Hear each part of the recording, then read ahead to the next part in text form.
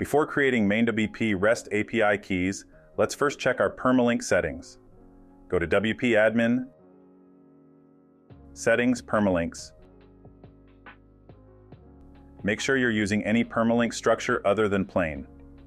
REST API does not work with plain permalinks due to a WordPress limitation. Let's go back to our dashboard, then REST API, and let's create a new key.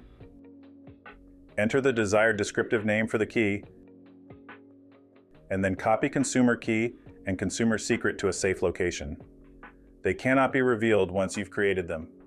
Select the necessary permissions for this key.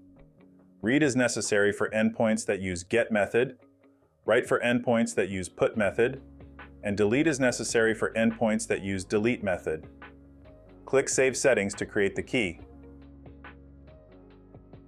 The table now shows the status, permissions, description, and ending sequence of the key you created.